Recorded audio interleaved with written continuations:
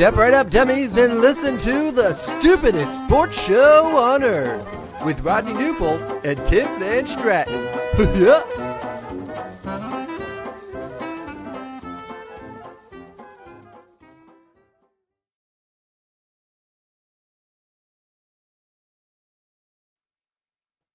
Well, hello, dummies, and welcome to episode number 143 of the stupidest sports show on earth. We are back. In case you don't remember, my name is Tim Howley Van Stratton. I'm joined by Rodney Newpol. It looks like a new space for you. New area of the house. No, I'm still in the same location. I am upstairs in a sunroom type area, and hopefully better Wi-Fi up here. Yeah, hopefully better Wi-Fi. It's great. Yeah. No, the Wi-Fi is good. Your connection is crisp. It's good to see you, man. It's been about a month since we did the show. We went on spring break. That was nice, relaxing, probably for one of us. Yeah, and then we took an extra couple days. And maybe you can potentially explain why we took the extra couple days. But no, it was good. It was good to have a little break. A lot of sports went on, and we're gonna break a lot of those down. We won't get to everything tonight. We didn't even dissect the NFL draft. No, we can do that in the summer. Yeah, I did not prepare draft grades. I feel like May 7th is probably a little too late to really reel in an audience with NFL draft grades. Agreed. And the schedule comes out next week. Yeah. But have they announced a day yet? Because they were like, because normally it would be like this week, but then they pushed it back and they're like, I think it's going to be like this day or this day. I didn't realize that the schedule release was something that was just like, whenever we get to it, I guess. Yeah. I thought it was like an official date. Like the NFL draft is an official date every year. But the schedule release is like, we push it back a week. It's fine. Yeah. I mean, you don't have to really be in that big a hurry. I know teams are obviously wanting to get tickets sold and printed off, and season ticket holders are getting antsy. But I look forward to that to see what some of the matchups are. And, of course, week one matchups. That's coming up. But, why don't you tell us why we took an extra day? Extra day? Extra day or extra why we took a month spring break? I mean, you could do one. You could do both. All right. So I'm sure many people know, but in case you don't, Rodney and I, we would always like to open our shows talking about the weather and the struggles of Central Illinois weather. That might be changing indefinitely because Rodney and I are no longer neighbors. No. I and my wife and our dog have uprooted our entire lives to live thousands of miles away in the middle of the ocean in the Big Island of Hawaii.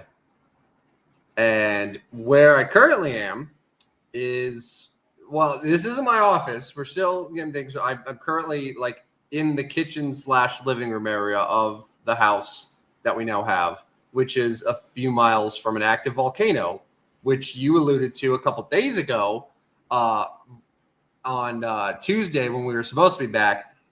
We, around the showtime, instead went to the national park to see the active volcano erupting.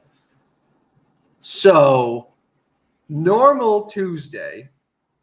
But we are here now, back on schedule, a month's worth of takes to get to. I've very much been keeping up with the sports landscape. I watched the NFL draft, at least the first day of it.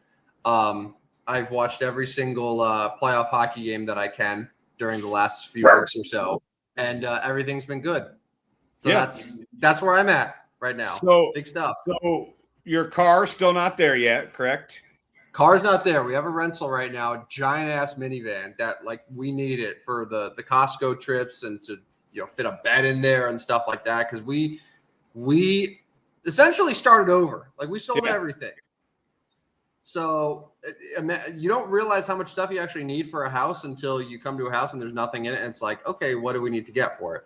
So it's required a lot of planning, a lot of moving parts. The last few weeks has been, I've been at my in-laws' house, and then we've been on a road trip. Oh, we're in Utah, we're in Wyoming. Now, I'm at my dad's house in California. Oh, we're flying to Hawaii this day. It's just lots of things, lots of moving parts throughout, but like we're here, we're getting settled, and hopefully it's all good. And now it is 5:15 p.m. 4:15 p.m. 4:15 p.m. 4:15. So yes, so it'll be 9 o'clock Central for me, but it'll be 4 o'clock Central for you. So that's what I got a little worried today. I was like, I don't know, maybe he forgot that we're going to be on at 9. And I mean, I knew you didn't forget. You prepped the show. You did a great job. We're going to get to it in just a minute. But as we got closer to 9 o'clock, I'm like, maybe he doesn't know what time it is. No, I did. And we were couch shopping, and we had to leave early. I said, hey, just text us a quote. I have a very important podcast to do with my friend Rodney Newpol. And of course, everyone knows what that means. So it was nice. Like, cars were clearing out of the way. It's almost like I was one of the EMTs, and there was like, oh shit, Stupidest Sports Show. It starts soon. And I got here, a few minutes to spare, had some computer troubles, but we're back. All right. And I'm ready to talk sports. Enough about me. Let's talk some sports. So I have been in contact, thanks to Gateway Sports. I've been in contact with them. And just want to say they're continuing doing a great job. They are adding things to their coverage. But if you love sports at every level, there's only one place to be. That is Gateway Sports. They cover it all from the preps, college, and pros. Real coverage, real voices, real passion for the game. You hear that? Do I hear something? I don't think so. No, it's like, okay. It was like, might be my dog chewing a bone. Like I said, there's a lot of. It was like all blurry. All right, here we go. Real coverage, real voices, real passion for the game. From live shows to podcast, Gateway Sports connects the region like nobody else. Proudly powered by First Form and Recalibrate. Visit gatewaysports.net. Every level one Gateway. Thanks again, Gateway Sports. And once again for the cool graphic that we'll show later again, because people may have forgotten. Yeah, I wanted to pull it up here. I'm on a different computer, though, so I didn't have it readily available. All right. Yeah. It's probably for the best. If we're being honest. Let's talk sports.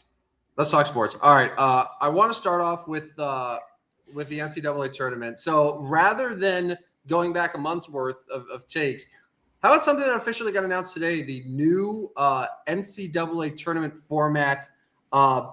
We have officially moved to 76 teams. That's too many teams. It's too many teams, right? Yeah. I mean, yeah, but I don't dislike a lot of basketball in March. Yeah, I mean it's probably too many teams. So you're adding. So now you're having basically 12 play-in games. Is that yeah? So I was going to ask you about that because they showed the bracket, and I wanted to pull it up here, but I'm just looking at it here. So there's an opening round. So there's now a new opening round. So there's at-large bids of 11. There's two 11 versus 11 matchups. There's 4 12 versus 12s for the at-large. And then the automatic qualifiers have 2 15s versus 15s. And then every single 16 seed now is basically in a play-in, essentially. Yes. So in total then, so how many more games are we going to have now? Total? Well, we'll have I mean it's basically 8 more. Yeah, so there's 12 in the opening round. So yeah, so 8 more. So we go from 4 games in the opening round and to 12. Yeah. And I believe they're starting them. I think it's still Tuesday. I'm gonna have to. They are. It's still gonna be. It's all gonna be Tuesday and Wednesday still. Then leading into the tournament. You're looking at like 6 games Tuesday. But okay, so here's my thought on that, and here's what I might like. You might get daytime basketball on Tuesday and Wednesday. Yeah, for sure. That doesn't suck. Kind of have to have daytime basketball, right? I mean, you're gonna overlap, but yeah. So Well, if you're gonna go ahead. I was gonna say because they're only using because Dayton is still going to be one of the locations, and then I think there's one other location. So I think they're planning on having all of the games in only 2 cities. Yeah, so you could do 3 in one city, 3 in the other, both days. Mm-hmm. But that means you'd have to definitely stagger them. So you would absolutely be starting early on daytime basketball. That's what I don't think sucks. So you could have 11 o'clock like normal. You could have a 1 o'clock, a 2 o'clock, a 4 o'clock, 5 o'clock. You're whatever it takes to get 6 games in. You start them at 11. Now you've got Tuesday, Wednesday, Thursday, Friday, Saturday, Sunday of daytime basketball. That doesn't suck. Now, people, throw caution out here. Some of those 11 o'clock games on Tuesday and Wednesday, it's not going to be great quality basketball. It's going to be the Coppin States against Alcorn States, and we're gonna laugh about how bad those teams are, and then they're going to get beat by Florida by 60. But it's still NCAA basketball, and it's still the March Madness tournament. Like, you know what you're doing though? It's the same thing that the NFL banks on, where the NFL just feeds us this flop on Thursdays, or it's like, hey, let's put these garbage games on Prime Video or NFL, like whatever, because it's like more football, and we're like, it's bad football, but it's better than no football. You're essentially doing that right now, but for college basketball. You're saying like, it's not going to be good, but like it's better than nothing. And I think that's sort of what they're banking on. And I'm sure like ultimately we're going to get to the new opening round that Tuesday. And we're going to be like, oh, wow, it's great that there's a lot more games rather than just 2 games that are all on Dayton here. So I understand it for sure, but I'm just like, I see the parallels. Yeah, no, and I agree with you. There are too many teams for an exclusive NCAA tournament, but I guess I'm just looking at it as like second week of March is NCAA tournament week, and if there's basketball on, I'm going to have it on. I'm going to be paying attention. And in fact, I struggle to kind of watch the Tuesday and Wednesday evening games anyway that are the play-in games, because like I think for me, like I'm maybe doing something because I know I'm not going to be available Thursday, Friday, Saturday, Sunday to do that. Yeah. Like, I'm going to be watching basketball games. So, 11 o'clock, I can sit here in my office or at my desk and I can have the basketball on. I don't know. I don't think that sucks. But yes, there's too many teams. What I find interesting is that every single 12 seed now is a play-in. And that's a big, like the 5 versus 12 is like the classic sort of upset that people look at when picking. And I wonder if having all of these 12 seeds now going forward, having to play a game for their lives before they even face the 5 seed, like what impact that's going to have. Both, and it could be a positive one. Maybe it's like, hey, we got a tournament game out of the way. We won, shake the nerves a bit. And then you come in and suddenly the 5 seed is like, oh, yeah, we totally got this. Or it's like, oh, we just had to give everything we had just to make it into the round of 64. Right. And now we got to go in as a double-digit upset underdog against whoever. Like, I'm curious to see how, like, it's going to play. And it's probably going to be something like we're not going to be able to know from a 1-year sample size, probably like 5 years minimum, to see, like, how it all impacts the 5 versus 12. But, like, So every 12 seed and every 16 seed are now you have to play to get in. Yeah, I mean they're banking on those 12 seeds being like the 17 and 16 Auburn, the 18 and 15 Oklahoma, who will be, they'll be dangerous teams. They'll be one of those teams, like Texas did this year. Texas was a little bit better than some of those that I just named off, but Texas barely made it in, and they won 2 games. So it will be interesting to see how that affects it. And the other thing I want to point out is I think people maybe got the impression that adding more teams would be a benefit for mid-majors.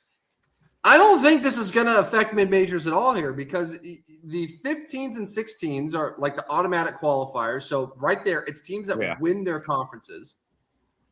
And then the at-large, it's who you said. It's the teams that are in the 11 or 12 conversation that are the Power 4 schools that finished 9th, 10th, 11th in their conference, but probably are likelier to get to use Bradley as an example. Like Bradley is never going to be at this point an at-large team that would get an 11 or 12 seed. No. That's not going to happen. No, they're going to pick an Auburn team that went 18 and 16. Yeah. That's what's going to happen. So I don't think this really helps mid-majors at all. I think the only benefit is for the power programs that weren't good enough to get in when it was 68 teams. Yeah, when you finish 12th in the Big Ten, you'll make the tournament. Right. Yeah. Right. No, that's who this helps. Yeah, the tournament format did not kill the mid-majors. What, to me, has killed mid-majors is the transfer portal. Yeah. I mean, yes, the deck was stacked against the mid-majors for years, even before the transfer portal. But now the transfer portal taking all of the players away from the mid-majors, that's what killed them to me. Mid-majors are finding it so hard to sustain any success. And if they get it, then it's gone because that coach gets poached. All his players go with him, and that's it. And then you're back to square one. Yeah, new coach, new roster every year. You got new guys every year. It cannot be easy to be a mid-major coach. No, but at least we have 8 more games to watch on Tuesday and Wednesday now. Bingo. Yeah, which I'm sure we'll be very excited about next year. That Tuesday, we're going to be very distracted. Yes. Also, I wonder how this impacts brackets now because brackets they lock once the round of 64 starts. Is it going to be the same for this? You kind of have to, right? With all these playing teams, Well, yeah. I mean, I saw somebody say 1/3 of the field is not even going to be decided on, or of the matchups are going to be decided on Selection Sunday, because you have 32 first round matchups, and 12 of them you're not going to know on Sunday because it's going to be this team playing the winner of this game. So, yeah, I mean. That impacts the coaches' abilities to scout their opponents too, because you find let's say you find out your potential matchup Sunday, but then as a 5 seed, but then you're not even going to know your 12 seed until maybe Wednesday. Yeah, which would mean you would play Friday. But play Friday, but that gives you that. I mean, you're going to have to try to scout 2 teams and then dedicate yourself to one, but that's another factor here that a lot of teams now are going to have to do last-second scouting of an opponent and they're going to spend a lot of time on opponents that they might not even face. Yeah. I don't think we're feeling too sorry for the head coaches of some of these programs. And I don't, but it's just I'm just curious to see how it impacts. Yeah, how it impacts these tournaments. No, for sure.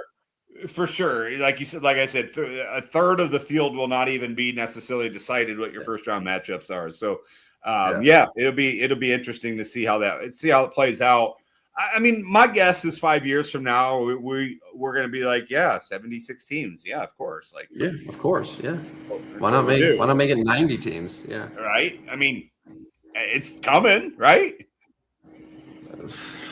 That's true. I really didn't think that they would move it beyond where we were at, and I thought it's finally we reached it. We're at a good number, but so one more thing in college basketball, this players era thing that started kind of last year. It starts at the beginning of the season. Yeah. What is that?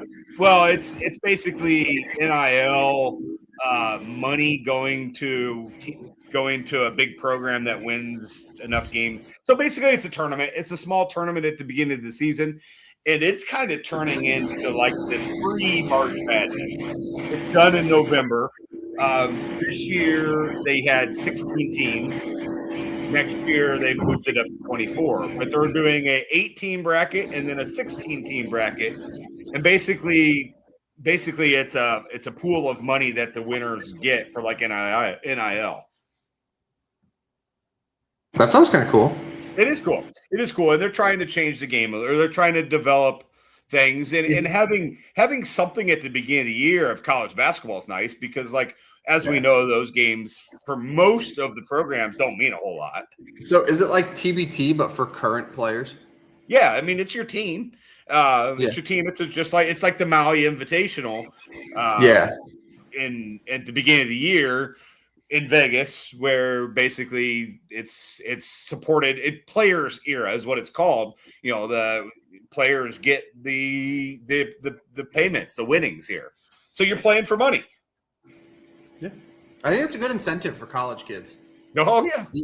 Even though half of them are millionaires now, I still think that's a good incentive. That's true. All right. Now that we've covered the most recent news, since we've been gone a month, I figured we'd just quickly run down and give our initial thoughts.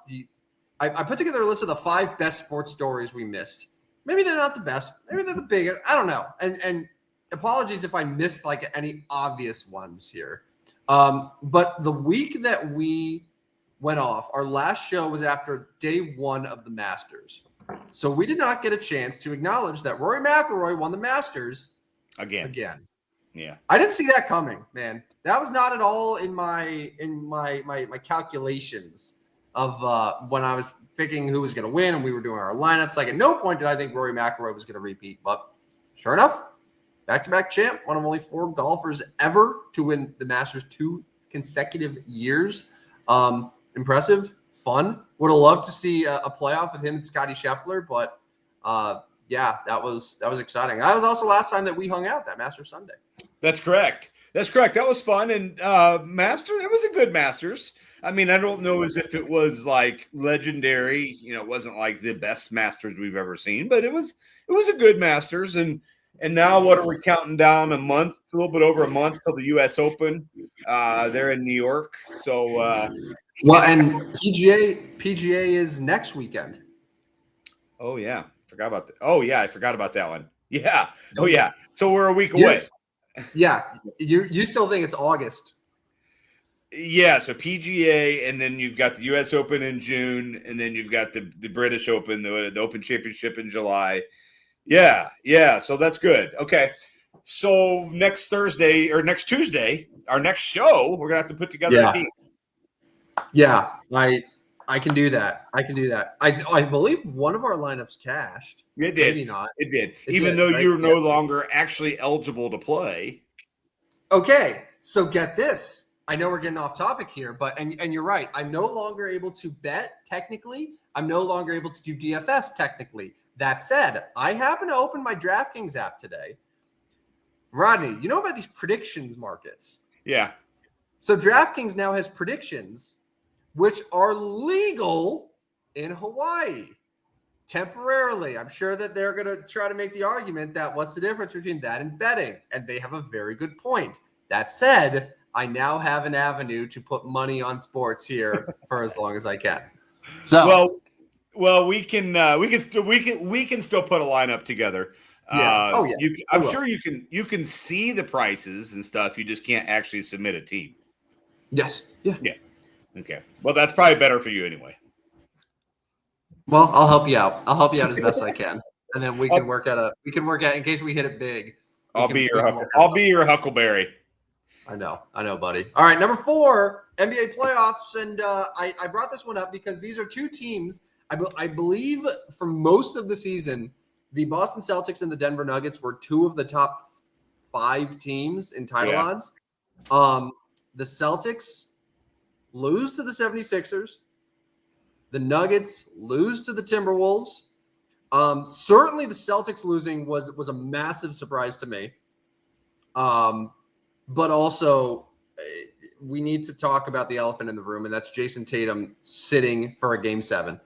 Yeah. His hero, his role model, Kobe Bryant, I would promise you there's nothing in this world that would prevent Kobe Bean Bryant from playing in a Game 7. Nothing at all.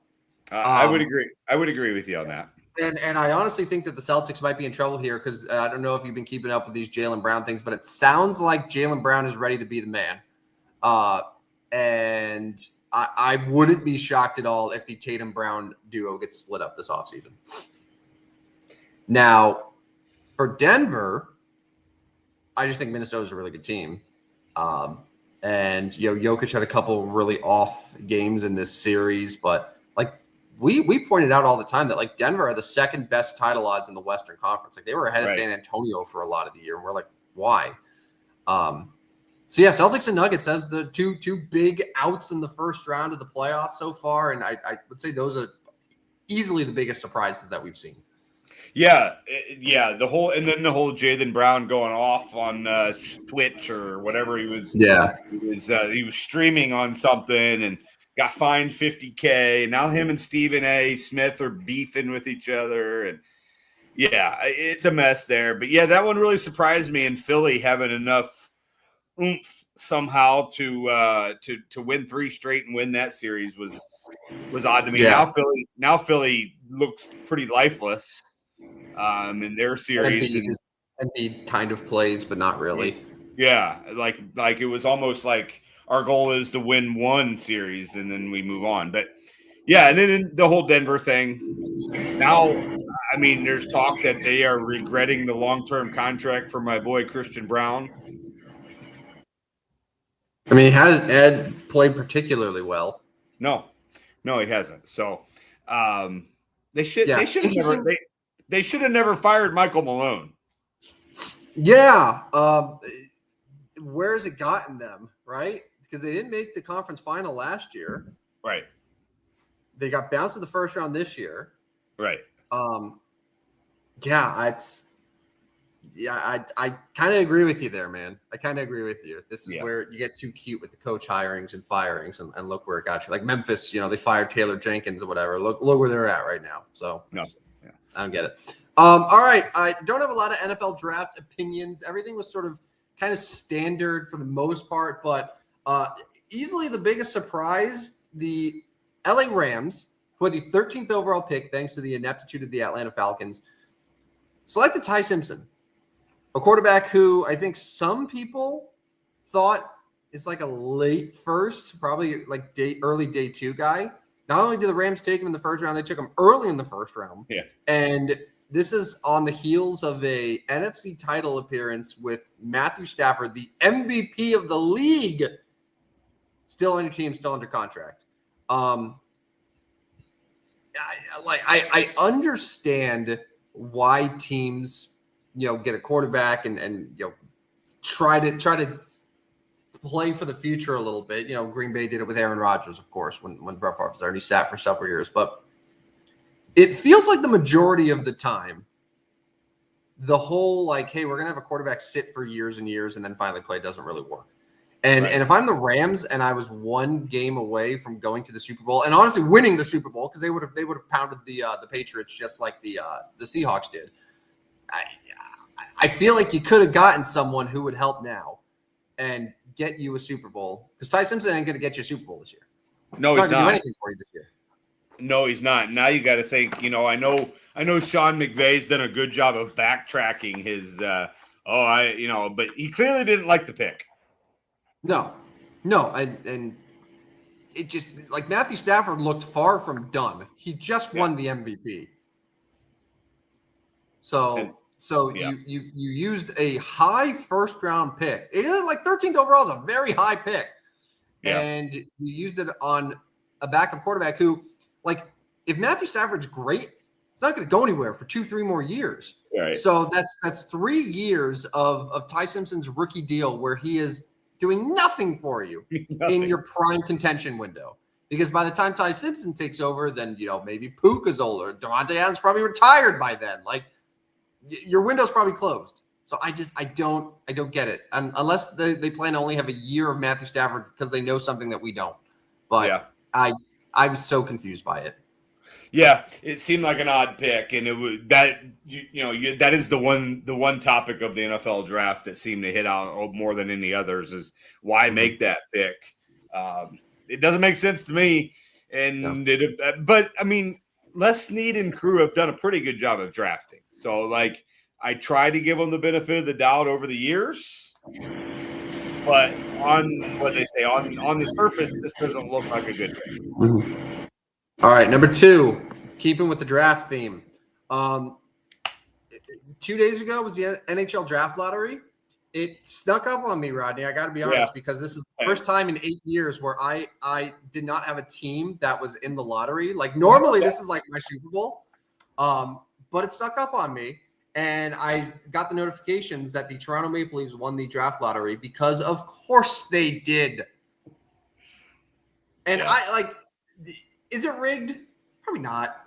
They did the drawing. I don't know. I saw it afterwards, like the way that they did the drawing. Like they did it live. It wasn't like the NBA where it's sort of behind closed doors and then they bring it out. Like they literally did the balls right there live. Like and the way they did it was very good, I thought. But since Connor McDavid was taken in 2015, since the Edmonton Oilers got McDavid, all but one lottery winner in the NHL has been an original 6 team or a team from New York.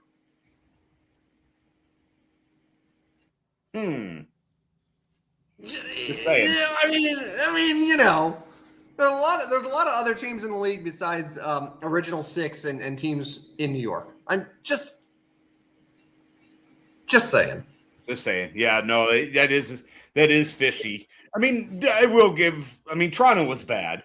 They were bad. They're bad. They were, yeah. No, they didn't have a good season, and you know there are rumblings that Austin Matthews might be traded this summer, and perhaps it's like when the Pelicans won the draft lottery for Zion Williamson, right? As you know, everyone knew they were going to trade Anthony Davis. Yeah, right. It's kind of like that a little bit. Like the Austin Matthews rumblings are there, but hey, look at that! Now they have the number 1 overall pick to replace him. Yeah, interesting. Yeah, it'll be interesting to see, but it's hard to like say, oh, it's 100% rigged, but like you gotta wonder because what you threw out there. Trust me, brother, I do wonder. Every year I wonder. Yeah. But kind of overlooked in all this is that the Sharks, who were 6 points out of a playoff spot, or I think even less than that, I think they were like 4 or 5 points out of a playoff spot, leapt all the way to the number 2 overall pick. So now a team that is Macklin Celebrini, that has a loaded farm system, is going to get the 2nd overall pick, another great player, and they're going to be a problem. They're going to be a problem for the league in a couple of years. Yeah, they are. I mean, they like you said, they were knocking on the door already. My St. Louis Blues didn't get a real favorable. They're at 11. Not favorable there. Chicago Blackhawks grabbed the 4, which I'm kind of shocked because I figured they'd get a top 3 pick. I just assumed that they would get the number 1 or number 2 pick. Yeah. So the Blues actually get 2 top 15 picks, though. They get the 11 and the 15. So okay, we get a couple decent players there. Rangers, who had a bad year, fell to 5. Mm-hmm. A lot of man. You have like the Maple Leafs, the Blackhawks, the Rangers, all in the top 5. Like those are some big teams, some big orders there, and some franchises. Yeah, that's right. Yeah. All right, and then our number 1 biggest sports story / best sports story we missed. I don't know if we could say it best. Every single day there's like a new video or a new photo or some sort of incriminating thing. Like, where is this going to end? Because I have a prediction right now. I think it's going to end with Mike Vrabel stepping down as the head coach of the New England Patriots. Yeah, I could definitely see that because. Yeah, I could definitely see that, and I think there's more calls for it happening more and more each day.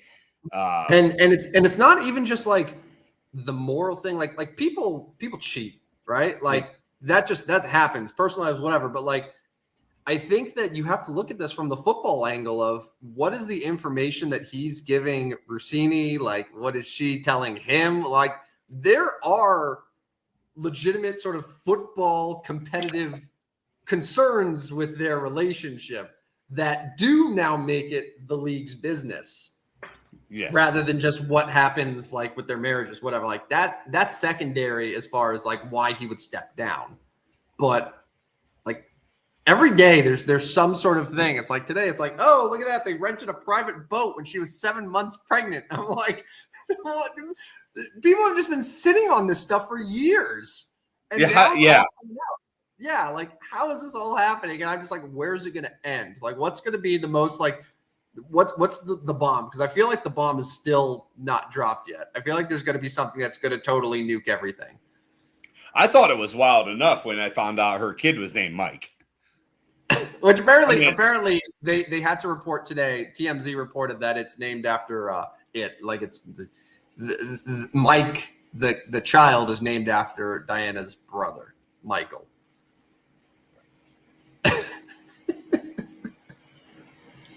Man, the NFL is so great because it's like you got the NBA and NHL playoffs going on, like all this great stuff. Baseball is happening, and yet like this story still dominates the news cycles.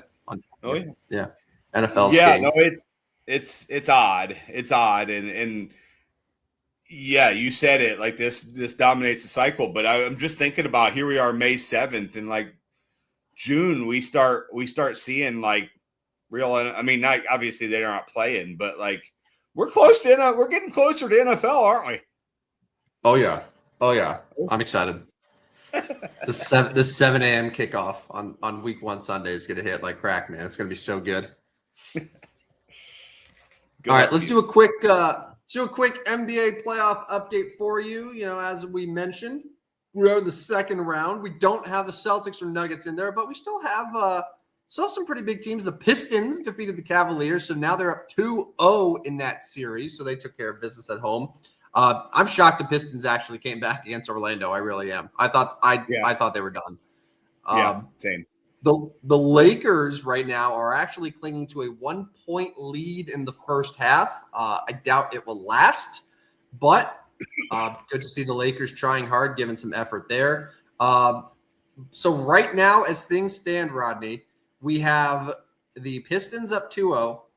We have the Knicks up 2-0. I barring something crazy, I think Thunder's going to go up 2-0, and then that leaves the Timberwolves and the Spurs as the only series that's 1-1.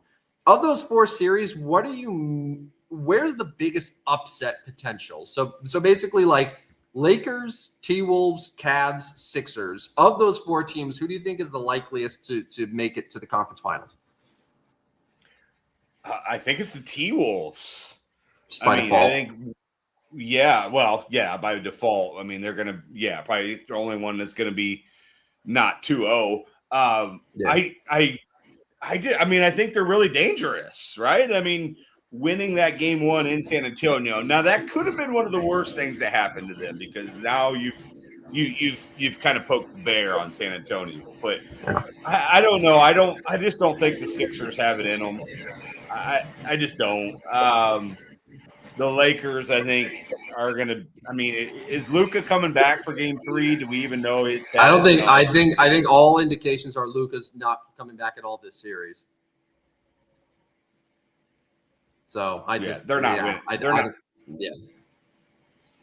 They're not winning the series without Luka. And then I guess my second choice would be Cleveland, but I mean, Detroit's looked good in the first 2 games. So in this order, I'll go Minnesota, Cleveland. I'll go Lakers third because I just don't think Philadelphia has any chance. I just don't think they do. And the Knicks barely scraped by in round 1. That is true. And Philly's a favorite. Like Thunder are going to be favorites in LA. I mean, if Houston was a favorite in every game in that series, I would imagine that OKC is going to be a favorite too. And then that leads me to my next question here, Rodney, is who wins the East? We've been talking a lot about the West, but like in the East now, you don't have Boston in there. I'm sure they were a popular pick. So we're going to have a team that we really haven't seen in a while. Like Detroit, it's been 20 years since they were in the NBA Finals. The Knicks, it's been closer to 30 years since we've seen them in the finals. And then Cleveland, we've seen recently, but LeBron era. So this would be the first Cavaliers team like without LeBron to make it here. So like it's got to be. So it's going to be one of those 3 teams because I'm with you. I don't think Philly has a shot. Who's gonna do it? Is it going to be Detroit? I think it's going to be the Knicks.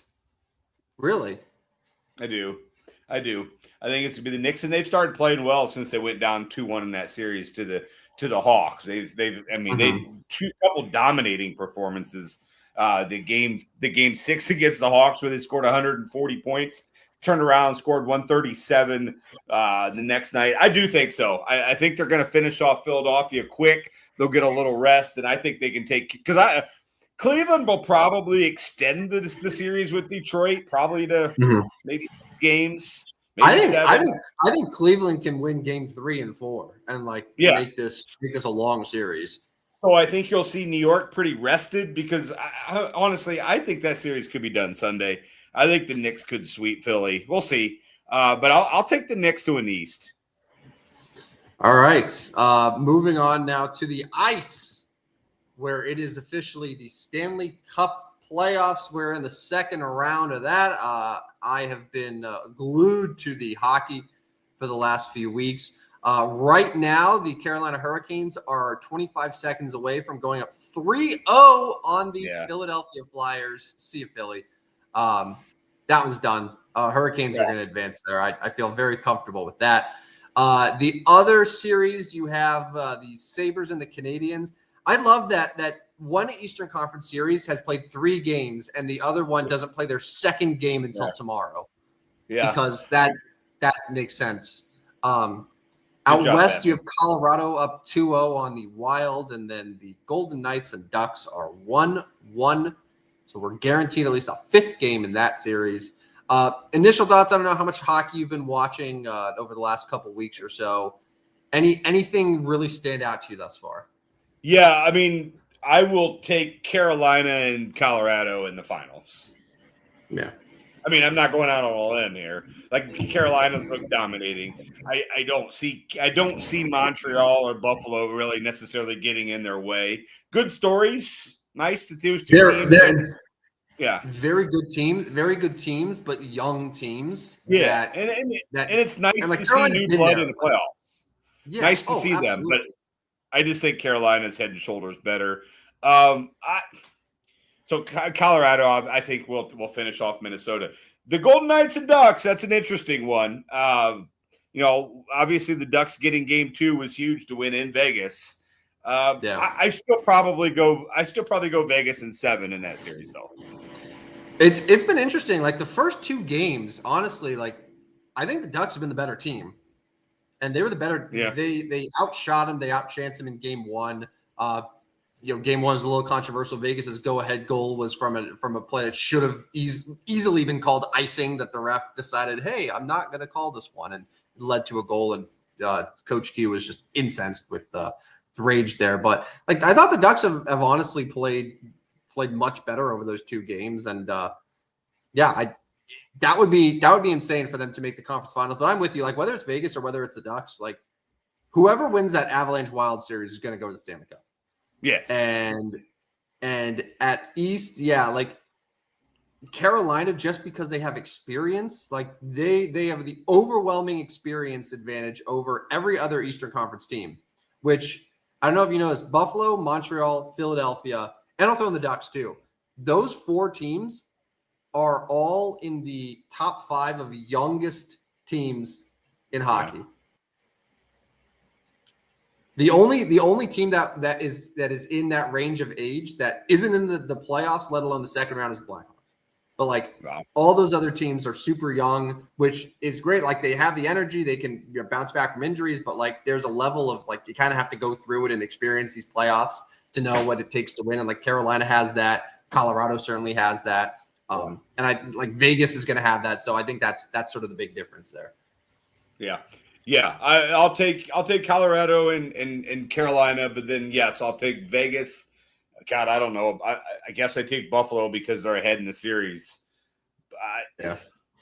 I mean, it is nice. Though. I'm with you. Seeing a team like Buffalo in there is super fun. They've been such a great story and a really good team. I'm glad that they're finally winning. Yeah, and I like Tage Thompson. So good luck to them. It should be fun.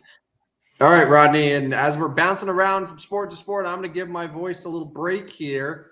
We're going to have you take over. For those who watch our show in the fall, you know that every week Rodney does his famous NFL power rankings. Well, There's no NFL power rankings right now, but it is May 7th, and therefore a perfect time to unveil the first edition of the MLB power rankings. So I'll let you take it away here. Yeah, let's start at the bottom. Probably. So they don't have the worst record in baseball, but I still think this is the worst team in baseball, regardless of what their record is after 38 games. I'm going to go the Colorado Rockies as the 30th and worst team in Major League Baseball. They are a half game ahead of the San Francisco Giants. And it's interesting because I don't have the Giants in my bottom 5. You'll see here. I know they've gotten off to a really poor start. San Francisco's 14-23. That's not good at all. But I'll take Colorado at 30. I will take the Angels at 29. They are also 15-23 on the season. I will take the Houston Astros. I saw them play against I saw them play the Cardinals in a 3-game series, and they look lifeless. Yeah, I'm like looking at the roster. I'm like, this isn't a very good team. Like, Nope. It's not like one of those things where it's like, oh, they should be so much better. Like, I mean, I had them in our preseason rank. I think I had them 3rd or 4th in the division. Yeah. Like, I'm not impressed by them at all. No, not very good. Not very good. They're 15-23. Minnesota Twins, I'm going to go as the 27th best team. They started so well too. They did. They're now 16-22, but that's only 3.5 games out of the American League Central. Yeah. First place, American League Central is the opposite of the National League Central, and probably my 26th team probably deserves to be 30th after the way they've started their season, and they literally have the worst record, tied with San Francisco in all baseball. So it's interesting. I don't have the Giants, but I do have the New York Mets at 14-23. And trust me, this hurts because I was very high on the Mets. You picked them to go to the World On Series. the Mets. And I picked Juan Soto to win the MVP. Yeah. 14-23 for the Metropolitans. Got beat by the Colorado Rockies tonight. Tonight. The New York Mets at 26. They probably deserve to be worse down, but I'm trying to hold out some hope here. All right, let's go to the top 5. Top 5 teams in baseball. Number 5 playing against my St. Louis Cardinals right now as we speak. The San Diego Padres, a very talented team. Very talented team, and you'll find that the top 5 is pretty National League heavy here. Like I misspelled Dodgers here, so let me. That's fine. That's fine. People will figure it out. All right, so number 4, I'm actually going to go Dodgers number 4. Been good. Cardinals beat them 2 out of 3 for some reason. I'm not sure how that happened. Been good, but I don't think they've been better than the 3 teams that I'll have listed ahead of them. It I scares think the Dodgers are, yeah. I was just gonna say it scares me a little bit that like they're in first place. They have a plus 77 run differential, and it's with like Shohei not hitting. Yeah. It's with Mookie Betts being hurt. Kyle Tucker's been very average. Like it's Andy Pages and Max Muncy that are just like destroying baseballs right now. Yeah, they could. I mean, nobody would be able to would have a great argument if I put them number 1. It'd be like, oh, they're not number 1. I mean, they're back-to-back World Series champions. They're 9 games over 500 and they're in first place. Now, they don't have the best record in all of baseball because there are 3 teams currently tied in all of baseball. So my order right now, and I don't know why I have the Cubs at 3 because they are literally unstoppable right now. Yeah, They've 9 won, in a row. Yeah, and 13 in a row at home. It's unbelievable how good they've been. 26-12. They have a 4-game lead in the National League Central over the Cardinals. Like you said, they've won 9 in a row, 9 out of their last 10. Makes sense. They got to go to Texas coming up for a 3-game series. They had 3 straight walk-offs against the Reds, and then today they scored 8 runs. I'll go with them number 3.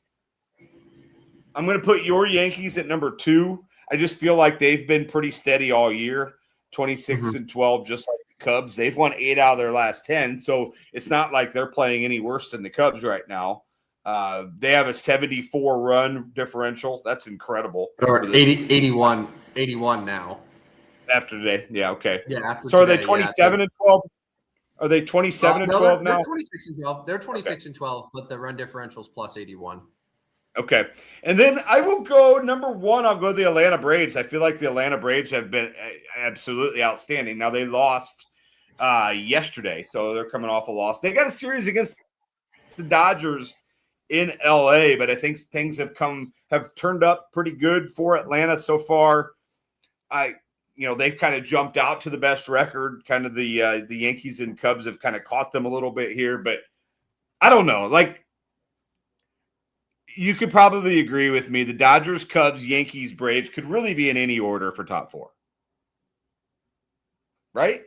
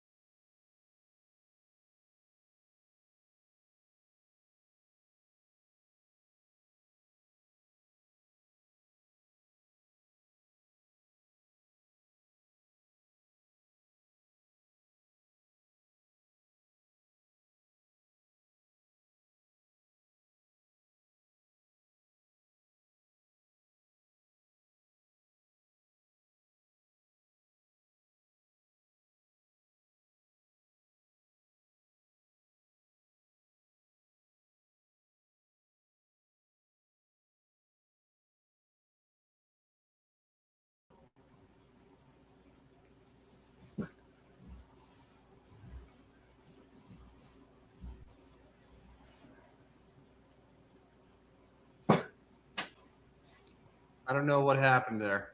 Hello. Yeah, StreamYard was mad at us. Well, it started. Did you crash too? Because like suddenly, like it was just like your computer encountered a problem. It needs to restart. I was like, oh, well, that's great. Yeah, it started raining here in beautiful Central Illinois, so I figured that's what did it for me. Any hint of rain. But what I was saying was Dodgers, Cubs, Yankees, Braves. I don't know as if there's really any great argument for one over the other. They're all four. They've all four been fantastic, and I'm not sure if I have the right rankings, what the right rankings should be, but they're the four best in big baseball. I mean, I don't have an issue with the Braves. I did find it interesting though, just looking at the standings here. The Braves have yet to play a team that is currently above 500. Yeah. Yeah, I mean, okay. Now, yeah, I can also point out that the Yankees are 1-5 against teams that are above 500 because 3 of those were against the Rays where they got swept, and maybe the Rays are like the one team that you could make an argument would be like maybe above San Diego, but like I'm not going to complain too much about your top 5. I think you did pretty solid. Yeah, no, and it'll be interesting, and I will throw out like. The National League Central has been outstanding. I don't somehow, some way, the National League Central has 5 teams above 500 as we are getting ready to start the second week of May. Arizona kind of fluttered. They started okay, but they haven't been good. American League, you got the Yankees, you got the Rays, you got the Guardians, and you got the Athletics, and that's it above 500. That's it. Yeah, and the Guardians and the Athletic just won today because I think going into today it was just the Yankees and the Rays, and like they're so far ahead of everyone else. It's kind of wild. Yeah. And then in National League Central, like you could literally go from second to last in a day or two. I mean, Cubs have separated themselves, but Cardinals, Pirates, Brewers, Reds all playing pretty good baseball. So We'll see. Oh, yeah. We'll see how long that lasts. I'm sure you're pretty happy with the Cardinals. If I would have said, "Hey, Rodney, they're going to start 21-15 and be in second place in the division," you take that. Yeah, and they've played hard. They've showed that they are competitive. They don't get blown out a lot. They haven't really had too many big blow-ups. The back end of the bullpen has got the job done more than not. Offense has been hit or miss, but I think that's everybody. They're pretty average across the board, 9th in home runs, 15th in batting average. So they're getting some guys on base. And Jordan Walker's going to be an all-star. I would think. I mean, Alec Burleson's having a decent year. He just hit a home run today. J.J. Weatherhold's batting average is pretty low, but, do we care as much about that anymore as we used to? Not really. I'll be honest. I think J.J. Weatherhold's going to be a star in this league. I really do. I think he's a really, really strong player. Mason Wynn's still doing fine. His numbers may not look great right now, but he's done fine. Nolan Gorman's been better than he's been the last couple of years. So, I am happy with him. Do I think it'll last? Probably not. Now, the first thing was, just wait till they play the National League Central. Well, they're 4-1 now, and they're 5-1 now against the Central. They swept the Pirates in 4, and they split with the Brewers. They don't see the Cubs until – I forgot when they play the Cubs. They play the Cubs at the end of the month, so 29th, 30th, and 31st at Busch. That'll obviously give them an indication of where they're at. All right. We've got a few minutes left here on the show. Do you have best bets for betting? I put mine in. What we can do, that's all good. Listen, it's post-spring break. It's all good. What we can do, Rodney, is we either can skip this week or just post your bets on our Twitter page tomorrow morning. I will. Let's do that. All right. So I'll go over mine real quick. These are my 5 best bets. First of all, a reminder, by the way, I know it's been a while. Reminder that even though it is a losing record, I am up 3 games on Rodney for our best bets for betting. 74-81 is tough. That's a tough one. But hey, it's a good week to go 5-0. And that's what we're going to try to do this week. So I'll give you my 5 here. Number 1, the Guardians are not as big of a favorite hosting the Twins as you might think. All these games are Friday, by the way, because I don't really have odds beyond that. So I have the Guardians beating the Twins, just taking their money line. I know that you're down on the Sixers here, but I don't know. The Knicks haven't blown out, or the Knicks didn't. They didn't blow out Philadelphia in Game 2. Right. Maybe just Game 3, it'll hostile environment. I'm going to take the Sixers here to bounce back and win Game 3 and cover the 1.5 point spread. Timberwolves, part of me thinks they could win this game outright, but I think it'll be a much closer game than we saw in Game 2. So I'm going to take the Timberwolves at home as a dog plus 4.5. Canadians and Sabres, Game 2. These are 2 young teams, lots of energy. We saw 6 goals in Game 1. I think we'll see 6+ goals again in Game 2. And then last but not least, my Anaheim Ducks. They are a 3-0 team at the Honda Center this postseason. I think that they've played better than Vegas through these first 2 games. And they're a very small, it's close, but they're a very, very small home dog. So I'm going to take their money line at home to go up 2-1 in the series.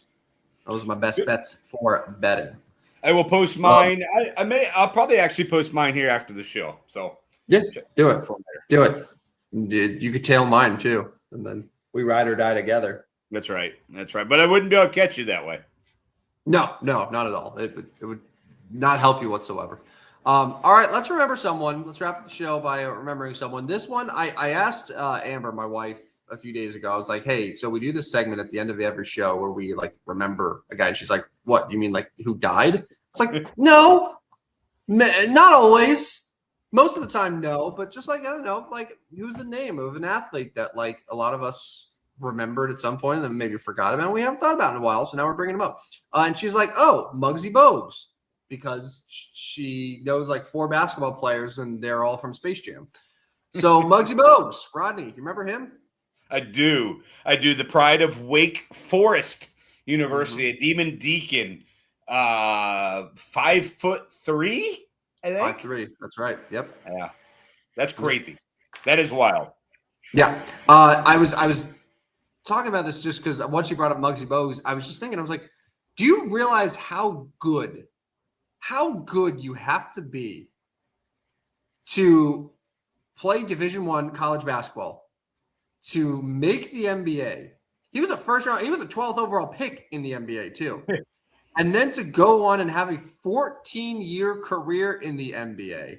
He was never an all-star, but like 14-year career in the NBA. You were a first-round pick, start Wake Forest at 5'3". Yeah. Like most adult women are taller than that. Yeah. He's 5'3", and like people at his own position are a foot taller than him. Like, there's a case to be made that if Muggsy Bogues was 6'6", he'd be one of the 10 greatest players in NBA history. Yeah. Like, Yeah. It's just insane.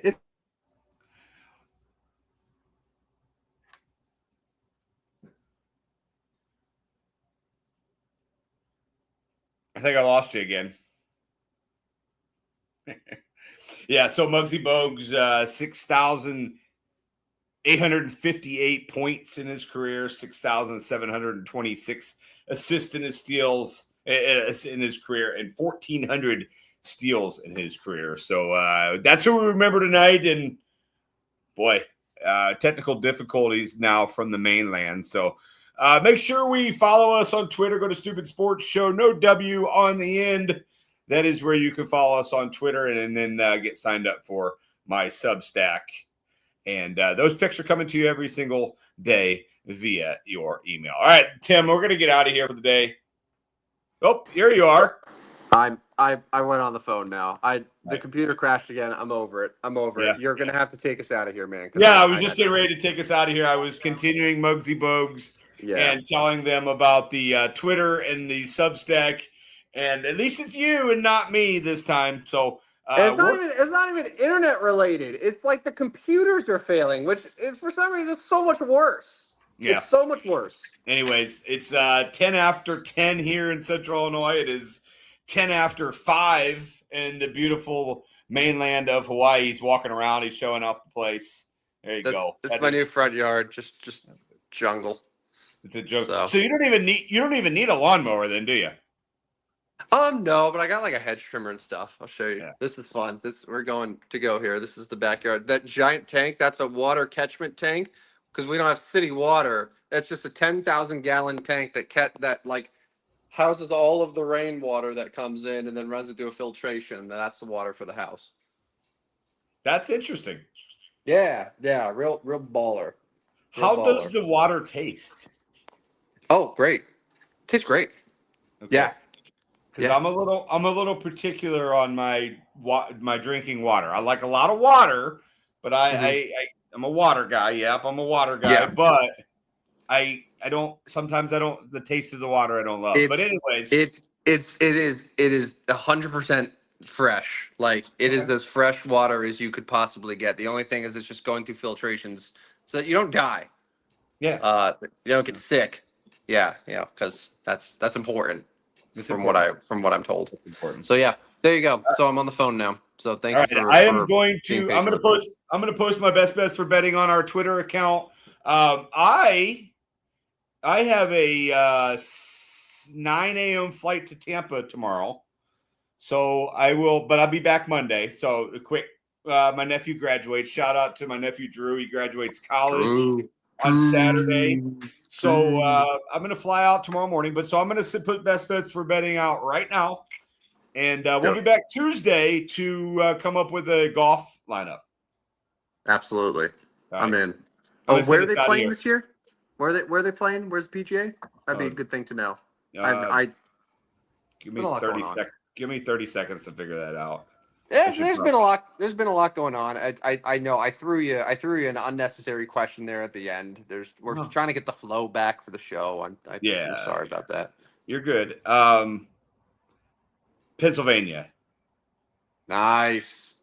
Aeronamic Golf Club. Oh, perfect. Adirondack. I don't know. Yeah, something like that. All right, let's get out of here. I am Rodney. You are Tim. Sign up for our Substack. Go to our Twitter. This has been the Stupid Sports Show. We'll be back Tuesday, hopefully with no disconnections. See you guys. See ya.